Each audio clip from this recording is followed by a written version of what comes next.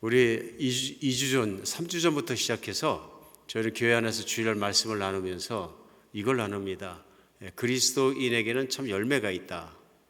열매를 맺게 된다. 모든 인생은 다 그런 것 같습니다. 인생을 살아가다 보면은 인생은 열매를 맺습니다. 물론 예수를 안 믿는 사람들은 예수를 안 믿는 열매를 맺습니다. 그러니까 대개 보면은 예수 안 믿는 분들이 열매라고 얘기할 수 있는 건 뭐냐 하면은 평생을 내가 부자를 되기 위해서 뛰신 분은 부자가 되면 부자의 열매가 맺혔을 것이고, 평생 내가 육신적인 만족을 위해서 뛰는 분들은 육신적인 만족에 자기가 내세울 무엇을 맺혔을 수도 있습니다. 또 성공을 지향했던 분들은 성공이라고 얘기할 수 있는 장식물들이 뭔가 있으면 성공의 장식물을 나타내는 것을 기뻐합니다. 그래서 어떤 분들은 성공의 장식물이 타이틀이고, 어떤 분들은 좋은 차이고, 어떤 분들에겐 좋은 집이고, 어떤 분들에겐 자녀의 성공이고, 이런 것들을 열매로 달기를 기뻐하는 것 같습니다. 근데 성경 안에서는 그리스도인만이 맺는 열매가 있다고 말씀하십니다. 이 열매는 참 열매다. 왜냐하면 마지막 날에까지도 인정을 받는 열매이다. 그래서 그 열매로 말미암아 칭찬받고 저물주 하나님으로부터 그 열매로 말미암아 복을 받고 그 열매로 말미암아 상을 받기도 한다. 반대로 예수를 믿지 않는 사람이 맺힌 세상에서 열매들은 어떤 면에서는 그 열매로 말미암아 내가 화를 당할 수도 있다. 왜 그러느냐 하면은 하나님께서 인정을 해주지 않는다.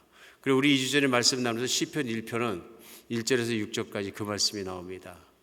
그러니까 물가에 심긴 나무가 철을 따라 열매를 맺는 것처럼 그 잎사귀도 마르지 않고 풍성한 열매를 맺는 인생을 사는 사람, 이 사람은 하나님 앞에 복이 있는 사람이다. 그러면서 마지막 6절 가면은 그 열매를 하나님께서 인정하시는 의의 열매라고, 의의 길이라고 말씀하십니다.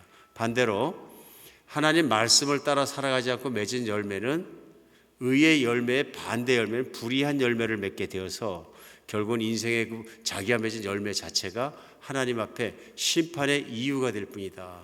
그 말씀을 나눕니다. 그래서 우리 그 형통한 사람이 어떤 사람인가? 하나님 앞에까지 길이 확 열린 사람이다. 다음 땅까지, 다음 세상까지 하나님의 약속하신 모든 것까지 확장 열린 길을 걸어가는 열매가 많은 사람이라는 걸 알 수 있습니다. 그래서 우리는 말씀을 같이 나눌 때 우리 2주 전에도 어떤 열매를 맺혀야 되는가 그러면은 그걸 같이 공부하면서 성경을 통해서 우리 갈라디아서 5장 22절로 23절에 나오는 것처럼 처음 시작한 열매가 사랑이라는 열매에 대해서 시작을 했습니다. 예수님 믿으면 사랑의 열매 맺는다. 그 이유는 뭐냐면 하나님께서 나를 사랑하시기 때문에 그것이 믿음이죠.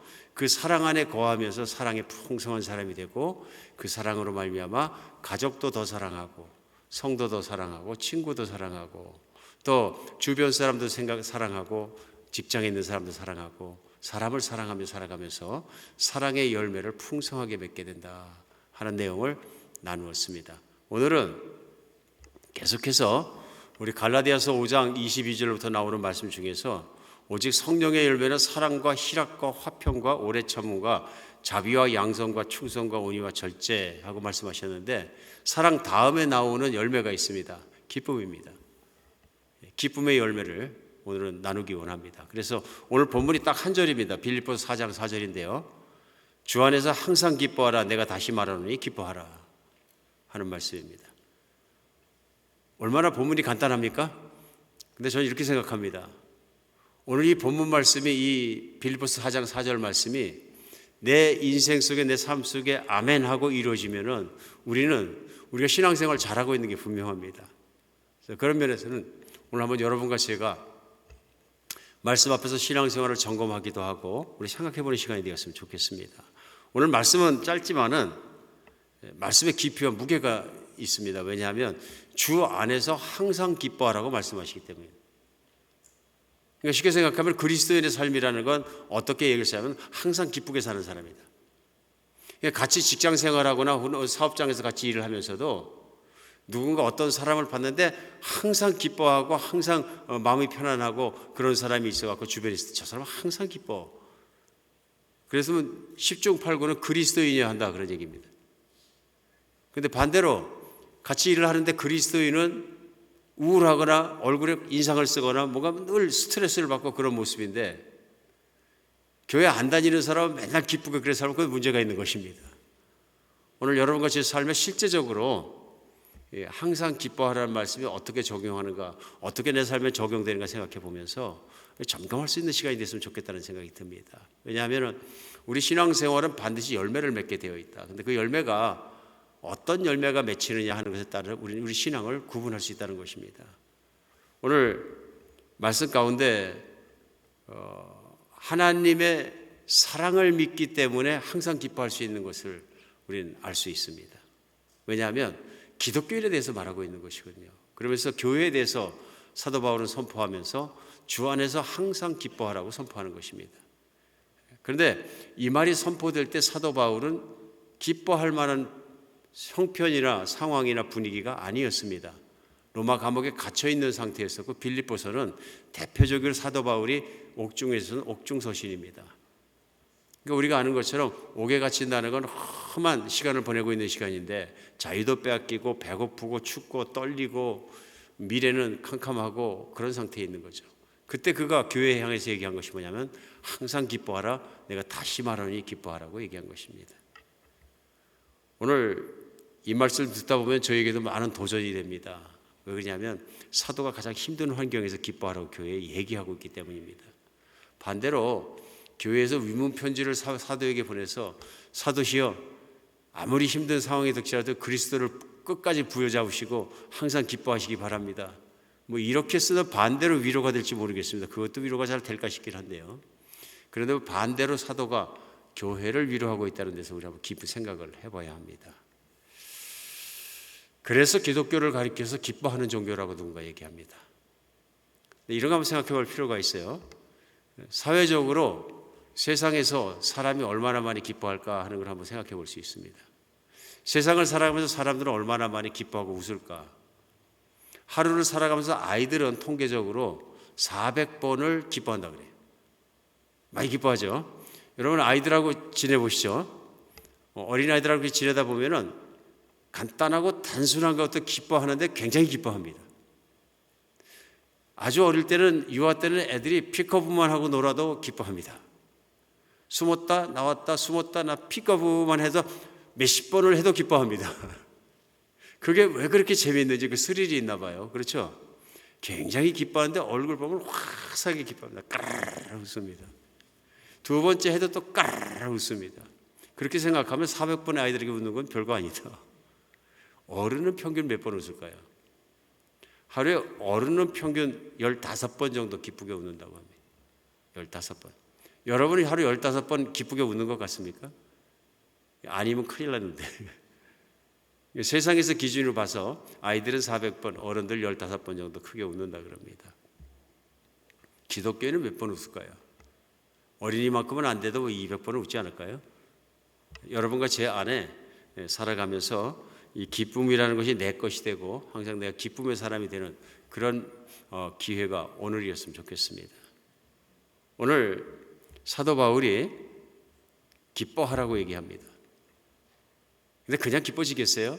안 기뻐지죠. 그냥 안 기뻐집니다. 세상적으로 사회적인 심리학자들이 뭐라고 얘기하냐면 기뻐하는데 4가지가 필요하다 그래요. 기본적으로. 첫 번째, 사랑받아야 된다. 이거 동의하시죠? 두 번째, 자기가 정말 갖고 싶은 것을 소유해야 된다. 일단은. 세 번째, 자기가 처한 현재 위치가 좋게 보여야 한다. 아무리 많은 걸 갖고 누리고 있어도 내가 비교의 대상이 있고 그것 때문에 불행해지면 불행해질 수 있습니다. 네 번째, 남들과 소중한 것을 나눔으로 내 가치가 느껴져야 기뻐한다. 혼자만 가지고 있으면 안 되고요. 그것을 나누었을 때 세상에서도 기쁨이 온다. 이렇게 얘기를 합니다. 세상에서 얘기하는 보편적인 기쁨이 오는 이유들입니다. 그런데 성경 안에서 우리는 그것을 오늘 말씀을 배경으로 해서 분명히 찾을 수 있습니다. 그것이 뭐냐 하면 우리가 항상 기뻐할 수 있는 건 왜 그러냐 하면은 하나님의 사랑이 나와 함께 항상 있기 때문에 그렇습니다. 내가 항상 하나님의 사랑 안에 있는 것이 우리를 기쁘게 합니다. 우리 2주 전에 첫 번째 열매 나온 사랑에 대해서도 그걸 나눴거든요. 사랑은 우리가 먼저 한 것이 아니라 하나님이 나를 먼저 사랑하십니다. 내가 아직 죄인 되었을 때 나를 사랑해 주시고요. 내가 어떤 모습을 입건 하나님께서 나를 사랑하는데 변함없이 사랑하시는 거예요. 이게 얼마나 우리를 안심하게 하면서 항상 우리를 편안하게 합니까? 오늘 하나님이 이렇게 사랑하시기 때문에 그 사랑을 우리가 확인할 수 있는 것이 뭐냐면 십자가입니다. 그 하나밖에 없는 아들의 생명을 아낌없이 나를 위해서 내어주실 만큼 나를 사랑하시는 하나님을 우리는 예수님의 십자가를 통해 또 그 희생을 통해서 우리는 만나게 되는 거죠. 그렇게 만났기 때문에 우리는 흔들리지 않는 가장 중요한 사랑의 힘이 어디서 나오냐면요, 하나님께서 나옵니다. 하나님께요. 하나님은 우리가 기쁘게 살기를 원하십니다. 예수님께서는 요한복음 17장의 마지막 주간에 하나님 앞에 기도하면서 간절히 기도한 내용 중에 한 제목이 뭐냐면 17장 13절에 지금 내가 아버지께로 가오니 내가 세상에서 이 말을 하옵는 것은 그들로 내 기쁨을 그들 안에 충만히 가지게 하려 함입니다. 간절히 기도한 기도를 무슨 기도를 하시냐면 아버지와 나 사이에, 예수님 사이에 있는 좋은 관계에 평안하고 안정된 이 기쁨을, 그래 내 마음속에 있는 기쁨을 나를 따르고 나를 믿는 제자들에게도 있게 하기 원합니다.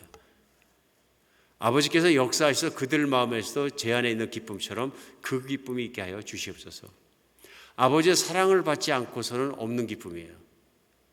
그래서 하나님을 사랑하기 때문에 하나님의 사랑과 함께 좋은 관계 속에 있을 때 우리는 기뻐할 수 있다. 이것이 예수님의 소원인 것을 우리는 알 수 있습니다. 그래서 예수님께서는 우리가 살아가면서 이 땅 가운데 기쁨 속에서 살아가기를 간절히 원하시는 것입니다. 로마서 5장 8절에 사도 바울은 것을 이렇게 썼습니다. 우리가 아직 죄인 되었을 때 그리스도께서 우리를 위해 죽으심으로 하나님께서 우리에 대한 자기 사랑을 확증하셨느니라. 이 말씀 하나만으로도 우리가 예수님 믿게 되면 하나님의 사랑에 대한 확증만으로도 우리 항상 기쁠 수 있습니다. 항상 긍정적일 수 있고요. 항상 감사할 수 있는 것입니다. 오늘 이 말씀 속에 우리가 알아야 되는 것은 하나님을 정말로 깊이 믿지 않고 깊이 신뢰하지 않으면 이 기쁨이 없다는 것입니다. 없다. 믿음과 관계가 있다 하는 것을 금방 알 수 있습니다. 영국에 예전에 에드워드 모트라는 사람이 살았습니다. 이분이 청년 때 무슨 일이냐면 양철 캐비넷을 만드는 직공으로 일했습니다. 그러니까 하루 가면은 양철을 하루 종일 두드리고 모양을 만들고 캐비넷을 만들고 아마 그런 일하는 공원으로 일하신 것 같아요. 근데 그렇게 살아가면서 그 평안도 없고 기쁨도 없고 불평이 참 많았다. 자신이 일기에 그렇게 쓰고 있습니다. 그러면서 겨우 이런 공장에서 망치나 두들기며 일을 하면서 평생을 보낼 생각하니까 앞이 캄캄하고 매일 불평불만을 했다 그럽니다. 그러던 어느 날 추운 날 런던 거리를 배회하던 에드워드가 마음이 답답한데 조그만 교회에 어떻게 들어가게 됩니다. 근데 거기에 앉아서 설교를 듣게 되는데 그 설교가 뭐냐면 사람이 거듭나야 한다. 사람이 거듭나면 예수 그리스도를 믿고 새 사람이 되고 거듭나게 되면 기쁨과 사랑 속에 행복하게 살 수 있다. 그 복음의 메시지를 듣고 마음에 깊이 자기의 모습을 보고 깨달은 바가 있어서 회개하고 주님을 받아들이게 됩니다. 주님을 받아들이는데 성령의 임재도 체험하게 되고 정말 하나님이 나와 함께 계시다는 확신이 들어오면서 기쁨 가운데 휩싸이게 됩니다. 그래서 그 후에 큰 변화가 일어나는데 마음속에 변화가 일어났다 얘기하면서 일기에 이런 내용을 씁니다. 내 망치는 이제 노래하며 춤을 춘다. 그리고 내 눈동자에는 생기가 돌고 내 마음속에는 생수가 솟는다. 예수님이 내 마음에 오셨기 때문이다. 이제 그는 행복한 일꾼이 되었다. 그러니까 환경은 똑같습니다. 여전히 캐비넷 만드는 공원으로 일하고 있는데 이의 고백대로 이제 새로운 삶이 시작되는데 망치질을 하더라도 기뻐서 망치질하면서 일을 하더라도 기쁨으로 그 일을 한다. 그런 얘기입니다. 현장도 안 달라졌고 삶도 달라진 것이 없습니다. 그러나 분명한 건 그 사람 안에 내면의 변화가 분명히 일어나니까 삶이 깊어졌다. 너무 기쁜 것이 계속되면서 일을 기쁘게 하고 그러다 보니까 그 캐비넷 만드는 공장의 사장이 됩니다. 그래서 돈을 많이 벌게 되고요. 돈을 많이 벌게 됐는데 그걸 자기가 다 쓰지 않고 교회를 건축하는 데 쓰고 하나님께 헌신하고 하나님 정말로 섬기는 일과 사람 사랑하는 일에 이 사람이 쓰게 되니까 점점 살아가면서 목회자도 됩니다. 목사도 되고 많은 영향을 끼치는 목회도 또 하게 됩니다. 분명히 다른 인생을 살게 된 거예요. 그래서 이분이 쓰신 작시하신 찬송가 488장입니다. 이 몸의 소망 무언가 우리 주 예수뿐일세. 우리 주 예수밖에는 믿을 리 아주 없도다. 굳건한 반석이시니 그 위에 내가 서리라. 그 위에 내가 서리라. 이 찬송 부를 때마다 진짜 그런 마음이 들었어요. 이 에드워드 모토라는 분이 망치질하던 템포에 맞았나 보다. 이 몸의 소망 무언가 우리 주 예수뿐일세. 우리 주 예수밖에는 믿으리 아주 없도다. 굳건한 반석이시니 그 위에 내가 서리라. 그 위에 내가 서리라. 여러분도 망치질 한번 해보시겠습니까? 이 몸의 소망 무언가 우리 주 예수뿐일세. 그러니까 예수님이 나와 함께 계시고 예수님이 함께 계시기가 기쁜 거죠. 우리 찬양 한 곡만 해도 우울했던 마음이 금방 밝아질 수 있어요. 그렇죠? 예를 들면 주 예수 사랑 기쁨 내 마음속에 내 마음속에 내 마음속에 주 예수 사랑 기쁨 내 마음속에 내 마음속에 있네. 여러분 부를까요? 나는 기뻐요 정말 기뻐요 주 예수 사랑 기쁨 내 마음에. 나는 기뻐요 정말 기뻐요 주 예수 사랑 기쁨 내 맘에. 주 예수 사랑 기쁨 어디에? 내 맘에요. 내 맘에요. 내 맘의 기쁨이 예수님을 인정하고 내 안에 예수님 계시다. 예수님은 나를 떠나지 않으신다. 하나님은 나를 지키신다. 나는 하나님과 함께 있다. 그 기쁨이 우리를 지켜주거든요. 믿음이 나를 지켜줄 때 우리 인생은 기뻐질 수밖에 없습니다. 하나님의 사랑을 확신하는 것 같은 기쁨을 가지고 있는 것, 그게 믿음인 거죠. 우리 믿음이 약해질 때, 믿음이 작아질 때 우리 그 기쁨을 잃어버립니다. 신앙생활하면서 기쁨을 잃어버리면 많이 잃어버린 것이, 그렇죠? 그리고 오늘 사도 바울은 얘기하는 게 주 안에서 기뻐하라.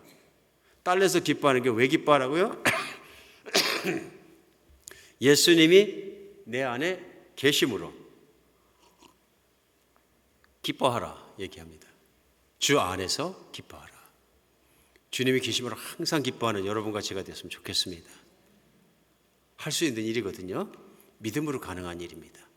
오늘 두 번째, 하나님의 사랑 안에 있는 걸 확인하고 기뻐하는 것뿐만 아니라 두 번째는 환경을 이기는 믿음의 긍정적인 태도가 필요합니다. 우리가 기쁨이 가득한 이유를 하나님께서 다 주셨어요. 그럼에도 불구하고 신앙생활 하다가 우울해지거나 눌리거나 힘들어하는 가장 큰 이유 중에 하나는 환경의 압박을 받을 때인 것 같습니다. 환경이 내 마음대로 되지 않을 때, 환경이 불행하다고 생각하게 할 때, 그때 많이 그러는 것 같습니다.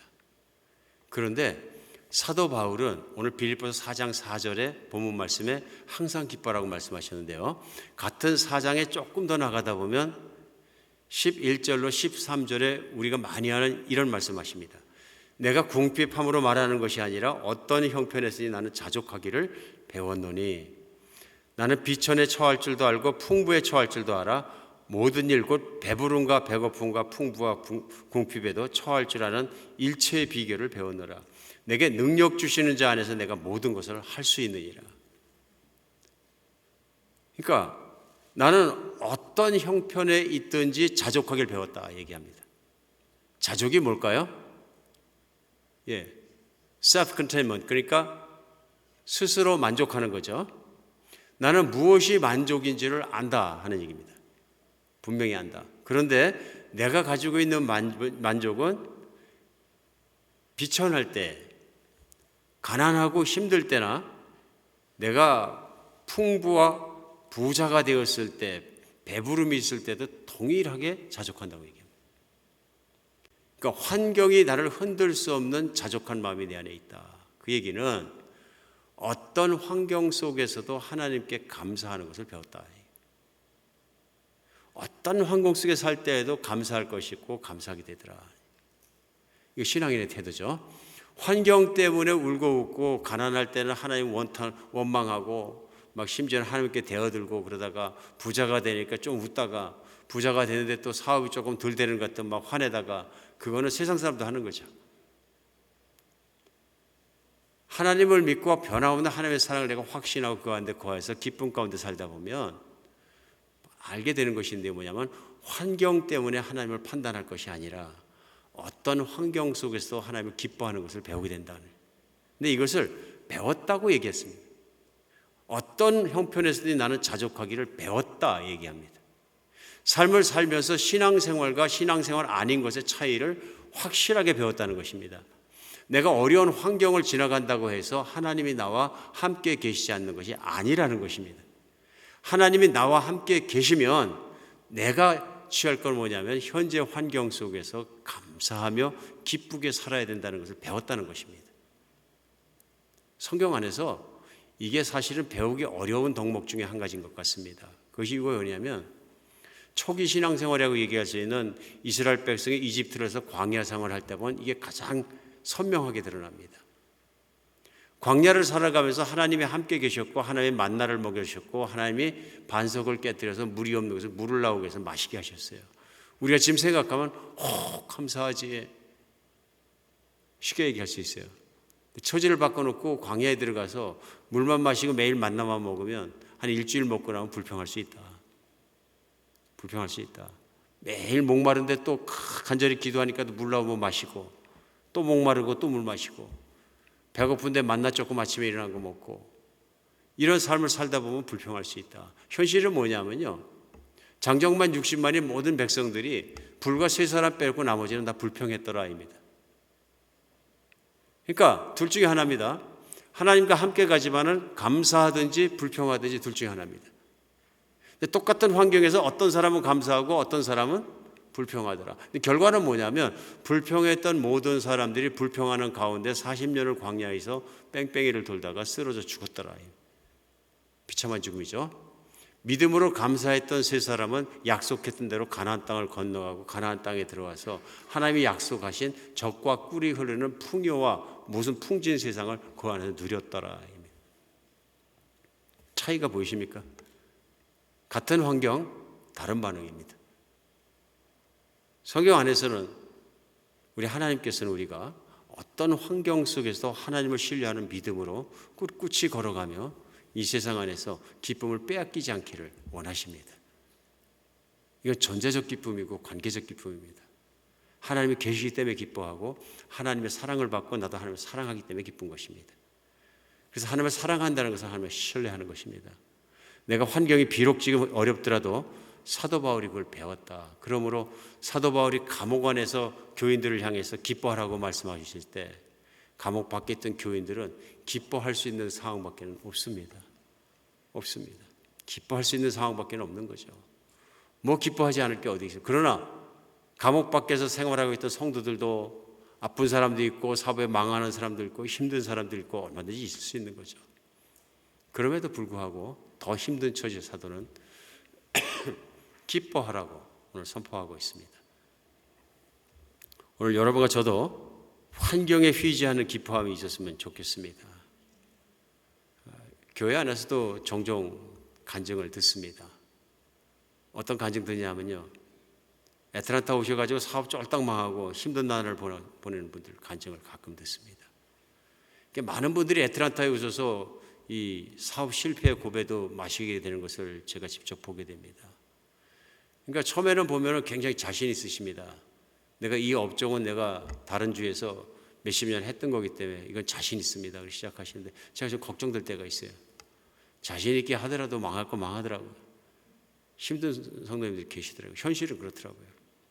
목회자를 신방하고 간절히 기도해 드리지만 참 안타까운 시간을 지나갈 때가 없지 않아 있어요. 확신 가운데 시작했는데 시작해서 6개월이 지나고 1년이 지나면서 점점 어려움이 드러나기 시작하고 아픔이 드러나고 그럴 때가 있습니다. 반응이 나옵니다. 어떤 성도님은 기쁨 가운데 이걸 이깁니다. 이걸 이깁니다. 자기가 그동안 모아왔던 돈 다 날리셨어요. 여기 와서 이제 했던 것이니까 안심하고 좀 더 크게 하려고 모든 걸 다해서 시작을 하셨는데 안 되면 모든 게 과거가 날아갔다는 얘기입니다. 얼마나 힘들고 아픈 시간이에요. 어떡하나 저도 걱정이 됩니다. 그런데 간증이 있는 성도님들 보면요, 세월이 지나가서 보니까 그걸 기뻐하면서 어떻게 이기십니다. 극복하시더라고요. 그래서 일하면서 힘들고 안 했던 다른 집에 가서 봉급 받아가면서 일하고 힘든데도 몇 년 그렇게 하시더니 또 복귀하시고 일어나시더라고요. 그 모습을 이렇게 보면서 참 이거야말로 믿음의 간증이다 하는 생각을 하면서 하나님께 제가 박수 친 적이 있어요. 참 기쁜 일이죠. 이긴 것. 근데 반대로 애틀랜타 살아가시면서 뭔가 좀 부자가 되기 원하고 좀 한번 좀 이번에는 기회가 잘 되기를 원하고 사셨는데 그 기회가 안 왔다 그래서 과거보다 나빠진 것은 없는데 내가 평생 여기서 직장 생활만 할 것인가, 내가 이렇게 살다가 큰 부자도 못 되거나 그런 마음에 계속 붙잡히게 되시면 이 가지고 계신 것도 누리지 못하고 불행해하는 경우도 많이 계신 것 같아요. 근데 본인이 불행하다고 생각하면 그날부터 불행합니다. 그렇죠? 근데 생각해 보면 애틀랜타에서 아파트 렌트해서 렌트비 낼 거 있고 사는 것만으로도 사실은 감사할 게 많고 행복한 것이거든요. 지금 이 시간에도 콜롬비아나 그 아래 지역에 있는 사람들이 미국을 어떻게든 들어보는 그 정말 희망 하나로 뭐 미국을 들어온다는 보장도 없는 거죠. 다리엔 계곡이라는 정말 그 파나마와 콜롬비아 사이에 있는 개척되지 않고 길도 없는 험악한 정글을 지나갑니다. 중미와 남미를 막고 있는 건 다리안 계곡 때문에 차가 왔다 갔다 못 하잖아요. 거기가 완전히 막혀 있습니다. 그런데 거기를 지나다니는 사람 누구밖에 없느냐면 마약 딜러나 이 불법 이민하기 위해서 미국 오는 사람들밖에 없는 거예요. 이 사람들 뉴스에 나온 거 보니까 목숨을 걸고 옵니다. 아기를 등에 업은 엄마가 아무것도 없어 취재진이 찾으니까 페트병에다 조금만 있다 물 2병 들고서는 그 계곡을 그 산을 넘겠다고 덤벼드는 거예요. 그 계곡 속에서 몇 주 이르고 지나면서 뚫고 지나와야 하는데 오다가 있는 거 다 뺏기고 아무것도 없는데 그냥 길을 쓰고 애를 넣고 그렇게 오더라고요. 그걸 보면서 가슴이 저리면서 느낀 게 있어요. 아이고 미국에 있는 것만 해도 엄청 감사한 거구나. 물론 상대적인 빈곤감 때문에 그렇긴 하지만은 여러분 이 지구에는 오늘 먹을 것이 없는 사람이 진짜 많습니다. 내일 먹을 것이 있으나 보장이 없는 사람들이 수천만 명이 있습니다. 그들이 살아가면서 하루하루를 얼마나 힘들게 살겠습니까? 우리 감사하지 않거든요. 여기서 좀 살다 보면 편안하고 안락한 것에 길이 들여져 가지고 내가 기대한 것 다 갖지 못하면 또 우리가 감사하지 못하고 기뻐하지 못할 때가 얼마나 많습니까? 여러분과 제 안에 환경 때문에 움직이지 않는 하나님을 향한 감사가 넘치는 삶이 있었으면 좋겠습니다. 어떤 환경 속에도 감사할 수 있는 그런 감사가 넘치는 환경 때문에 붙잡히지 않는 믿음이 있었으면 좋겠습니다. 오늘 마지막으로 세 번째는요. 항상 기뻐하며 살기 위해서는요. 은혜를 나누며 사는 것이 반드시 있어야 된다고 믿습니다. 은혜는 나만 받는 것이 아니라 그 감사함이 있으면 내가 이웃과 다른 사람들과 성도들과 나누며 사는 것이 우리를 기쁘게 합니다. 빌립보서 오늘 본문 말씀이 나오는 1장에 시작하자마자 사도 바울은 이렇게 기뻐합니다. 1장 18절에요. 그러므로 무엇이냐 거칠애로 하나 참으로 하나 무슨 방도로 하든지 전파되는 것인 그리스도니 이로써 나는 기뻐하고 또한 기뻐하리라. 사도 바울이 같이 가야 되니까 교회에서 두 종류의 사람들이 있었던 거예요. 진심으로 사도가 갇혔으니 이제는 우리가 복음을 더 열심히 전해야 된다. 그래서 더 힘을 내고 열심히 내서 복음을 전하는 사람들이 있었고 또 어떤 사람들은 사도가 갇히니까 봐라. 사도도 능력이 없지. 그러나 나는 잘할 수 있다. 그래서 사도하고 경쟁심을 가지고 전도를 하는 사람들이 있었나 봐요. 사도 바울이 뭐라고 하냐. 그러나 저러나 나는 기뻐하겠다 얘기하면서 전해지는 것은 예수 그리스도의 이름이 나는 기뻐하리라. 하나님의 복음이 예수 그리스도의 복음이 전해지는 것을 항상 기뻐하는 거예요. 왜냐하면 이것이 최고의 나눌 것이거든요. 우리 안에 사람들에게 줄 수 있는 가장 큰 선물은 복음입니다. 복음을 나눌 수 있는 거죠. 그리스도의 사랑을 나눌 수 있는 것입니다.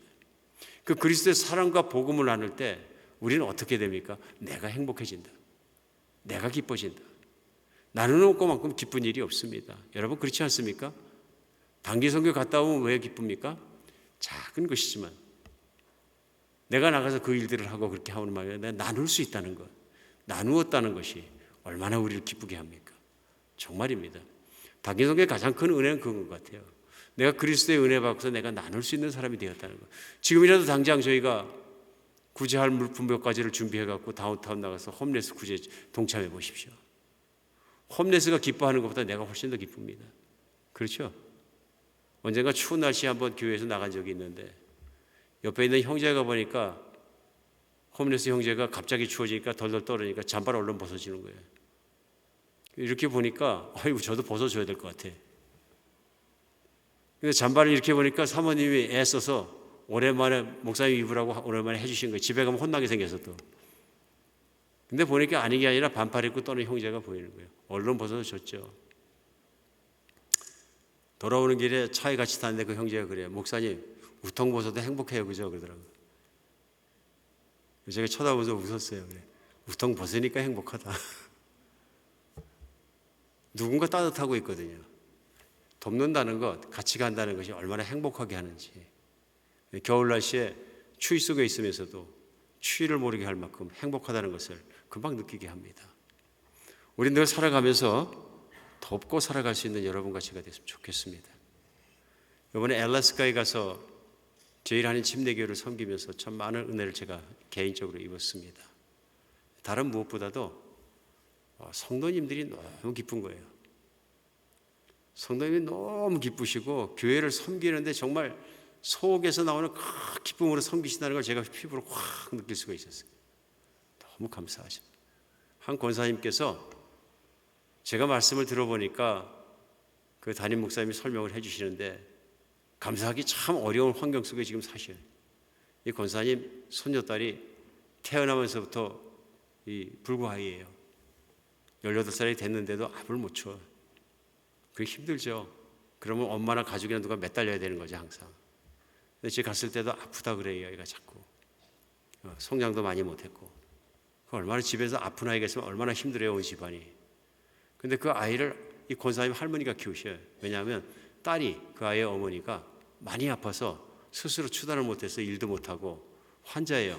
얼마 전에도 응급실 갔다 왔다 그러고. 그러니까 환자가 엄마하고 딸하고 둘이네. 둘 다 돌보셔야 돼. 근데 또 남편이 또 군을 갔다 오셨는데 후유증이 있으셔가지고 몸을 못 가누셔요. 그러니까 집에 환자가 조르륵 세 분이에요. 멀쩡하신 분은 권사님 한 분밖에 없어. 근데 풀타임 직장 가서 식당에서 일을 하셔요. 근데 새벽 기도를 빠지지 않고 제가 갔을 때 자발적으로 식사를 준비하시고 그걸 열심히 기쁘게 하시는데 그냥 기쁨의 얼굴이 그침이 없어, 이분이. 환경과 생활을 생각해 보면 이분이 기뻐할 게 아무것도 없어요. 그렇죠? 집안에서 정말 열심히 일하는 건 자신밖에 없고 저는 이분이 돈을 많이 벌어놓은 게 있어요. 그래서 편안하게 살아서 얼굴이 평안하시고 기쁜 줄 알았어요. 그게 아니고 진짜 연세가 드셨는데도 일을 해야 되고 교회를 또 더 열심히 섬기는데 기쁠 수 있는가. 참 그분을 보면서 감사했어요. 그때 또 떠나는데 성도님들이 나와가지고 바리바리 뭘 싸주셨어요. 그 친정간 딸 싸서 보내는 것처럼 싸보내셨는데 그보다 더 정성스럽게 하셨어요. 왜냐하면 아주 희생이 없이는 안 되는 선물들을 싸셔서 불로초를 싸셨는데 이건 진시황도 못 먹어본 거예요. 한국에서 천연기념물이라는데 구하기 힘들다 그러는데 왜 구하기 힘드냐면 이걸 곰이 먹는다 그러네요. 그리즐리 베어가. 그래 그걸 뜯겠다고 알래스카의 산속으로 들어가게 되면 영락없이 그 곰의 그 똥이 거기 있다는 거예요. 그리고 어쩔 때는 김이 날 때도 있고 그러니까 곰이 근처에 있다는 겁니다. 그리즐리 베어 아시죠? 산처만하잖아요. 그냥 집처만한 걸리면 끝장인데도 이 권사님들이 그냥 담임 목사 말씀에 의하면 겁도 없이 막 다니신다는 거예요. 그러다 길을 잃어버린 분도 계시고 오직 불로초를 따겠다는 그 마음 하나로 그래 목숨 걸고 따가지고 정성 들여 말린 것을 싸주시는 거예요. 차가워서 싸주시고 상황 보서 싸주시고 그 모든 사랑을 받고 오면서 생각하니까 아유 내가 뭐 이렇게 사랑받을 자격이 있는가. 근데 그분들이 한두 분 그렇게 하는 게 아니라 편치 않으신 미국 내에 있는 목사님과 사모님들을 다 찾아내가지고 200분을 그렇게 해서 다 보내고 사역하고 계신 거예요. 섬김으로, 기쁨으로 사역하는 거예요. 기쁨으로. 제 마음이 다 훈훈하고 기뻐졌어요. 그러면서 보니까 이 성도님들이 기쁘지 않을 수가 없구나. 이런 교회를 섬기고 성도를 섬기고 선교지를 섬기고 사역자들을 섬기는 속에 살아가는데 어떻게 기쁘지 않겠냐. 하나님께 주시는 기쁨이 있지. 참 기쁜 모습을 보았어요. 그래서 왜 그런가 봤더니 우리 30살 때부터 지난 23년간을 출국게 들어가서 섬기는 목사님 부부가 있는 거예요. 복음으로 섬기고 그분들도 열심히 섬기다 보니까 성도들도 섬기는 걸 같이 가게 되고, 그래서 싸웠던 교회가 성숙해지고 성숙한 교회가 섬기게 되고, 이제 교회를 넘어서 선교지로 목회자들을, 사모님들을 다 섬기는 그런 모습까지 살아가는 아름다운 모습을 제가 체험하고 왔어요. 하나님께서 제게 주신 도전이라고 생각합니다. 우리 교회도 잘 섬기고 기가 막힌 분들 많이 계시지만 우리 정말 더 성령으로 충만하고 믿음으로 충만해서 섬기는 교회 되어야 되겠다 생각합니다. 섬기는 것이 우리를 기쁘게 합니다. 섬김 없이는 인생도 기쁘지 않습니다. 내가 돈을 많이 벌었고 뭐하고 나만 갖다 꼬역꼬역 싸우면 절대로 기쁘지 않습니다. 그 기쁨은 참 기쁨이 아닙니다. 우리 섬기는 기쁨으로 충만한 여러분과 제가 되었으면 좋겠습니다. 인생은 섬김 속에서 풍요해집니다. 내가 돈이 있고 없고가 문제가 아니라 우리 마음으로부터 시작해서 섬길 수 있습니다. 우리 늘 그렇게 섬기는 속에서 기쁨을 찾고 살아가는 여러분과 제가 됐으면 좋겠습니다. 오늘 항상 기뻐하십시다. 그리고 정말로 기뻐하며 사십시다. 기도하겠습니다. 예, 하나님, 신앙생활하면서 주님을 믿으면서 기쁨이 없는 인생을 사는 그런 인생이 되지 않게 하여 주시옵소서. 우리 하나님을 기뻐하고 하나님으로 말미암아 주어주신 하나님께서 허락하신 모든 환경 속에서도 그것을 감사하며 주님께 순종하며 찬양할 수 있는 우리가 되게 하여 주시옵소서. 하나님, 그리고 우리가 섬김으로 말미암아 주께 주신 무엇일지라도 참으로 주신 것을 감사하며 섬김 속에 기쁨을 찾고 살아가게 하여 주시옵소서. 우리 주 예수 그리스도 이름으로 기도합니다.